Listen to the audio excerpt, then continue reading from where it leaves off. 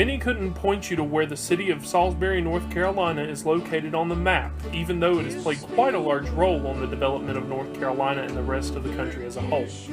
The following film will help you get more acquainted with the area if you already live there, or if you don't, it should give you a lesson of why I love this place that I call home, and hopefully it will teach you a thing or two about Salisbury's beginnings and where it is today.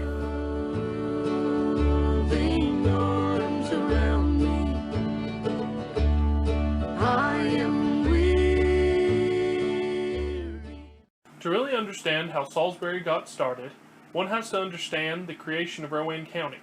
The first Europeans to enter what is now Rowan County came with the Spanish expedition of Juan Pardo in 1567. They established a fort and a mission in the native village of Guattari, believed to be located near the Yadkin River and inhabited by the Wateree Indians. The Spaniards abandoned the area at some point before the year 1572. The county was formed in 1753 from the northern part of Anson County. It was named for Matthew Rowan, acting governor of North Carolina from 1753 to 1754, and was intended to incorporate all of the lands of the Granville district that had heretofore been included in Anson County. 2 years after the county's establishment, Salisbury was determined the county seat of Rowan, and the town most likely received its name in honor of the town in England. Luckily for Salisbury, it was being fed by the largest road in all of the colonies, the Great Wagon Road that led from Philadelphia all the way to Augusta. This helped Salisbury get off its feet and become a huge town in colonial North Carolina.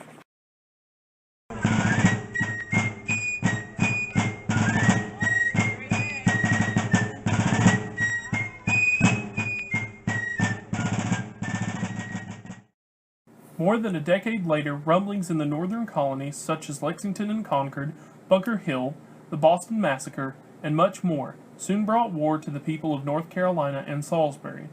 Although there was very little fighting in and around Salisbury, tensions were high between neighbors as many were deciding whether they were loyal to King George or if they wanted governance for themselves. One such family were the Brauns that lived right outside of Salisbury on a large land grant.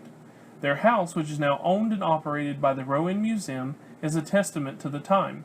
Michael Braun, the patriarch, worked as a wheelwright and made quite a large sum of money for the time, and was content under British rule. However, this would soon change with the occupation of Cornwallis.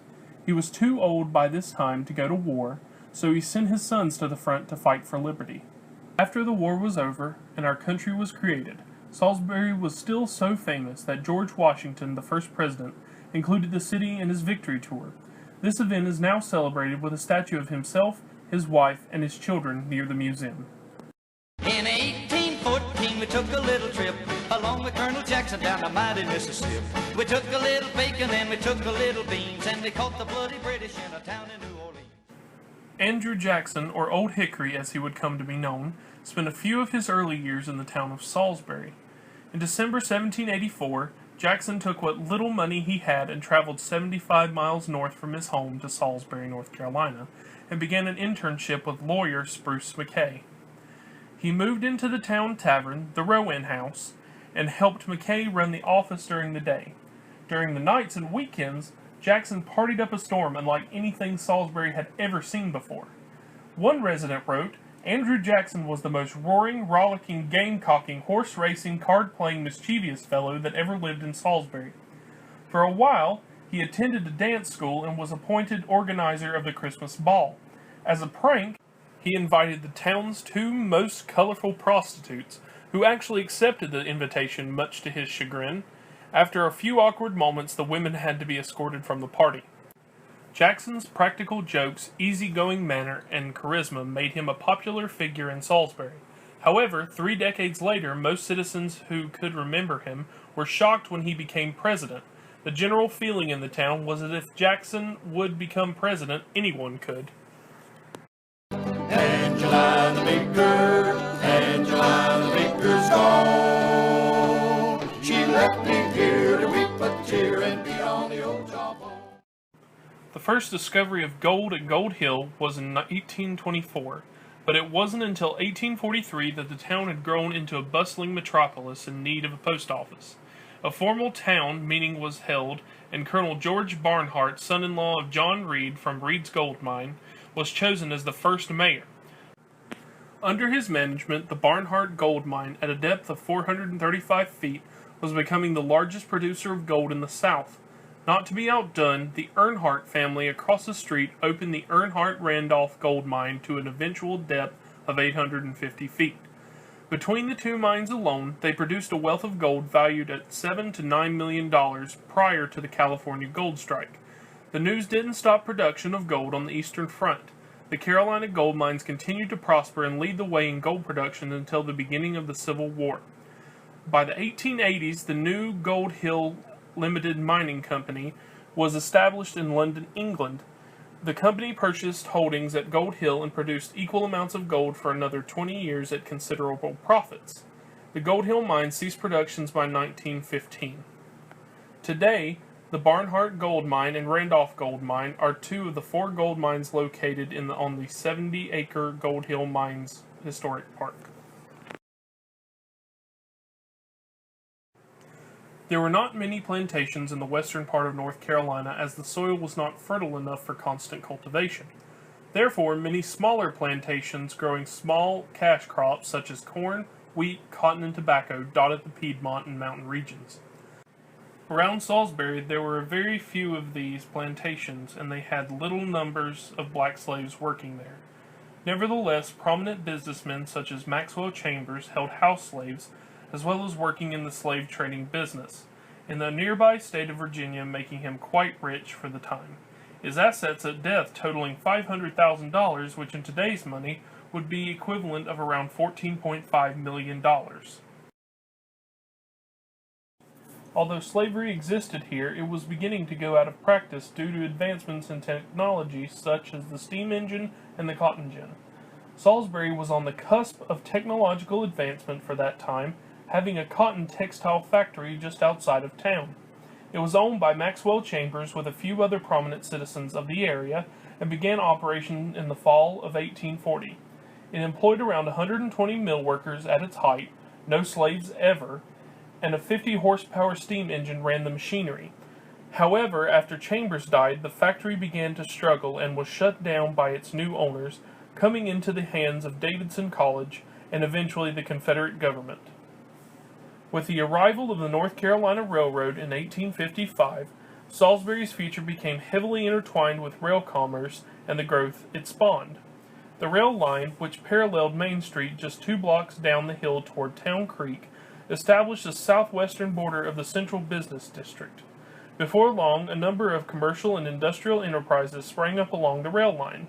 This success grew and grew until today, with Salisbury being an incredibly large railway hub in the South. Up, boys, and quit your pleasure.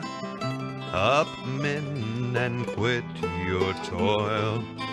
The invader's foot must never be pressed upon our soil.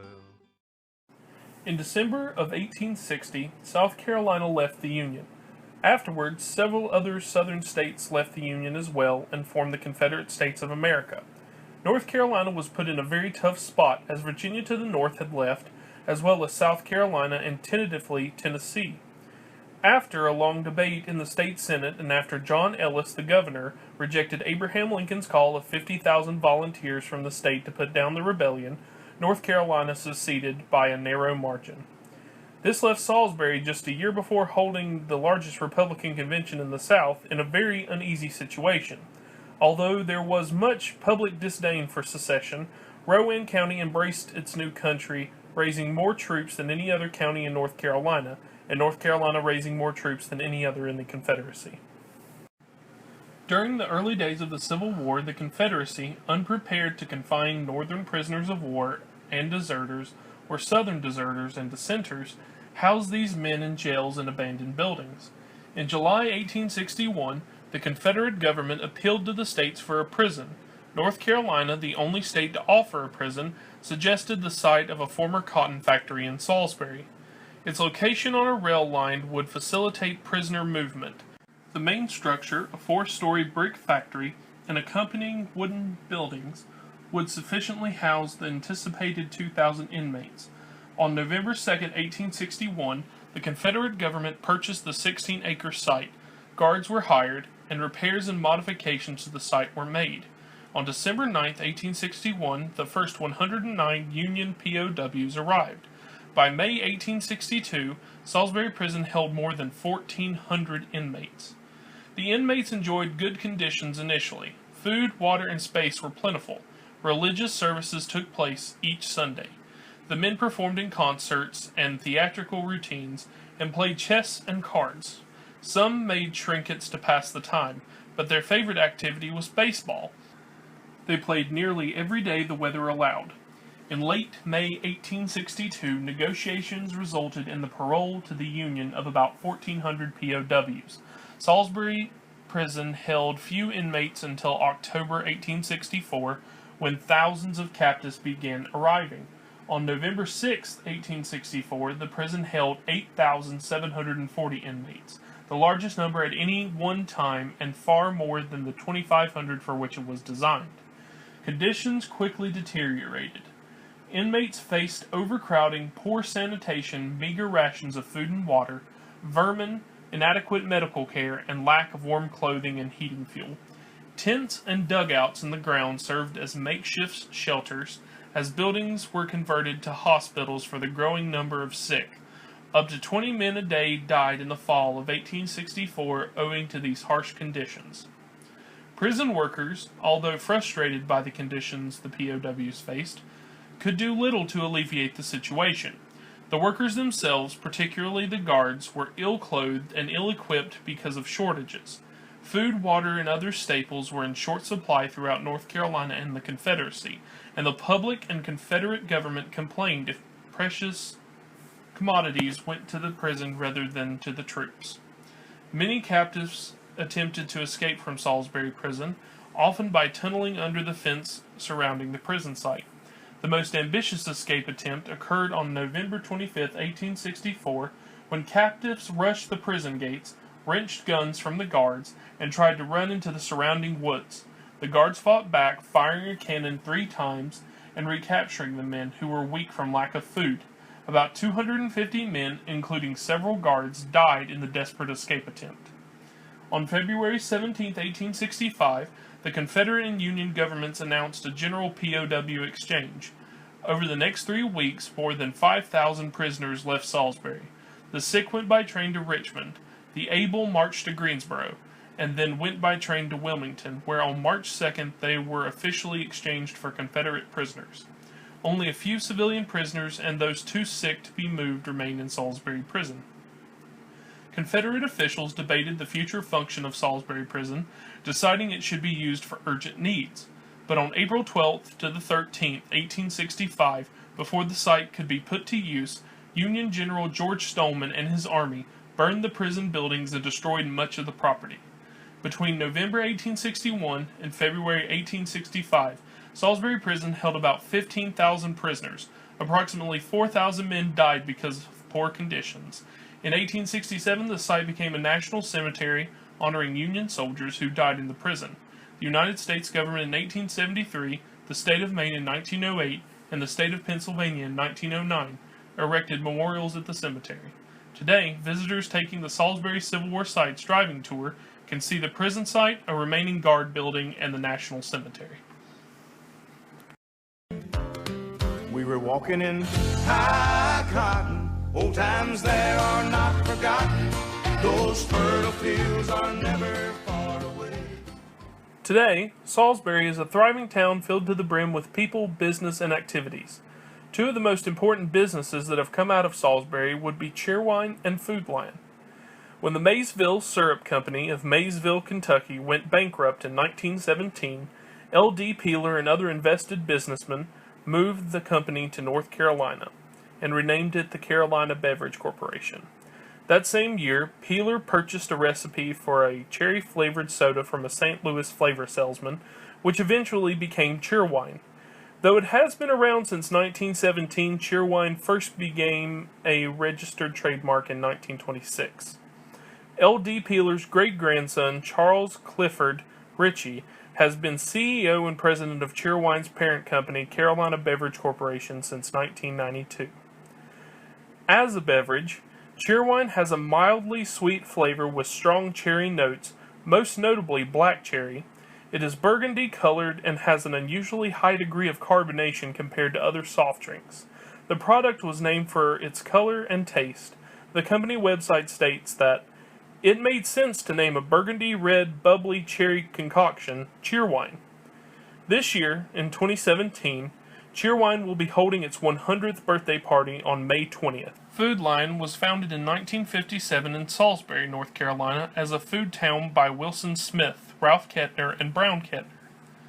The Food Line name was adopted in 1983 as Food Town expanded into Virginia. The chain encountered several stores called Food Town in the Richmond area. Today, it is one of the largest grocery store chains in the United States and employs around 63,000 people.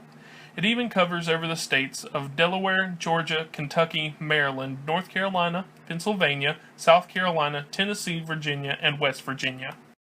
Throughout the years, Salisbury has been through war, abundance, and any other situation that one can imagine. Those events show through in the modern-day city as well as the people that reside in it, me being one of them. Thank you for watching, and I hope that Salisbury will now be on your list of places that you need to visit.